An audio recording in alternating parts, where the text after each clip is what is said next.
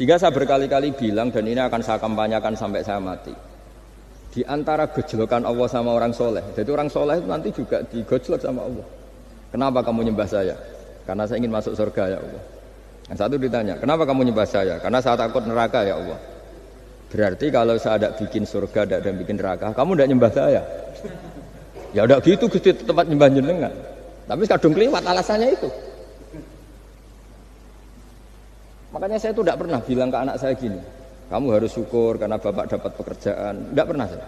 Kamu harus syukur bapak punya uang, tidak pernah.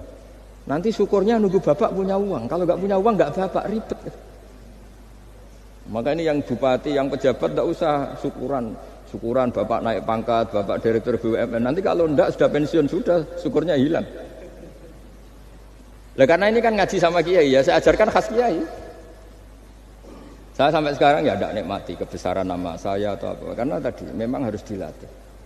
Kalau kita bisa mengatakan putih itu ikhlas, tanpa tekanan, tanpa imbalan. Kenapa pas mengatakan Allah Tuhan harus minta surga? Padahal Allah itu tetap Tuhan meskipun tidak menciptakan surga dan neraka. Nah dari pemahaman seperti ini, para mufassir itu tahu kualitas kalimat fattaquni ya ulil albab. Takutlah kepada saya. Jadi kualitas kata fattakun naro sama fattakuni itu bagi orang-orang hakikat lebih takut kalimat fattakuni. Kata orang-orang tasawuf neraka itu nanti, itu pun kita tidak mesti masuk. Tapi kalau Allah sekarang pun sudah ada. Jadi kalau cara berpikir orang tasawuf gini. Ini karena Pak Bima mesti gak pernah belajar tasawuf karena belajarnya nyari uang gitu. Makanya ini tak ajari cari tasawuf. Tadi sudah tak gojlok. Harus ngapalkan Quran katanya. Kalau cara berpikir tasawuf itu gini, surga dan neraka itu muajjalah, itu nanti. Kamu nyembah Allah ingin masuk surga, takut menghindari maksiat atau takut sehingga tidak maksiat karena takut neraka. Dan surga itu simbol ridhonya, neraka simbol bencinya, sukhtunya Allah. Terus kata orang-orang tasawuf cara berpikir, Allah itu sudah ada sekarang. Mulai dulu sampai sekarang Allah sudah ada. Kalau Allah sudah ada berarti Allah sekarang ya bisa berstatus ridho ke kamu atau berstatus benci ke kamu. Kenapa takutnya nanti? Wong Allahnya sekarang kok takutnya nanti? Ya sekarang juga. Kamu harus amal tuh nakdan. Nakdan tuh cash. Allahnya ada sekarang ya ibadahnya harus ada sekarang. Makanya kata orang-orang tasawuf, andaikan Allah tidak bikin surga atau neraka, ya saya tetap nyembah karena surga itu simbol ridhonya. Bahwa surga itu nyata ada, ya nyata ada. Dengan segala fasilitasnya itu nyata ada. Tapi bahwa surga itu tetap kamu masuk surga karena cari ridhonya Allah. Kalau Allahnya sudah ada, berarti ridhonya sekarang sudah ada. Harus kamu cari sekarang, jangan nanti.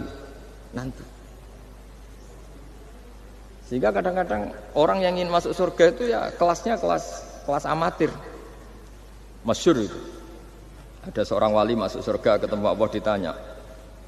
Karena wali ini biasa mensyafaati murid-muridnya. Ya Allah, kenapa murid-murid saya tidak kelihatan sowan jenengan? Murid-murid kamu ingin masuk surga karena ingin makan enak, punya bidadari cantik-cantik itu di sana. Tapi mereka lupa saya. Jadi akhirnya di surga tapi nggak ketemu Tuhan. Karena inginnya ya sudah trauma punya istri jelek, cerewet. Banyak loh orang yang masuk surga itu yang agak kacau. Enak sudah surga, nanti di sana gak usah sholat, gak usah puasa. Jadi sholat yang sekarang udah gak problem. Jadi banyak itu orang-orang Islam yang Islamnya mungkin imannya amatiran. Wah enak masuk surga, gak ada subuh lagi, gak ada puasa lagi, bebas. Oh, itu kan kurang ajar betul. Jadi ibadah itu dianggap problem. Bandingkan di cerita dunia wali itu ada wali bertanya gini, ya Allah apa di surga itu ada sholat? Ditanya sama Allah, kenapa kamu tanya gitu? Kalau tidak ada sholat mendingan saya tidak di surga. Dia tidak bisa bayangkan ada kenikmatan di atas sholat. Nah kalau jenengan kan nggak bisa bayangkan kalau di surga masih disuruh sholat. Sampai sekarang aja kita tahu berhentinya sholat itu kapan. Kalau sampean tanya gitu, kalau ingin berhenti sholat nggak wajib, majnun. Jadi orang gila langsung nggak wajib. Jadi Artinya harus dilatih ilmu-ilmu tasawuf seperti ini supaya hidup itu nyaman. Hidup itu nyaman.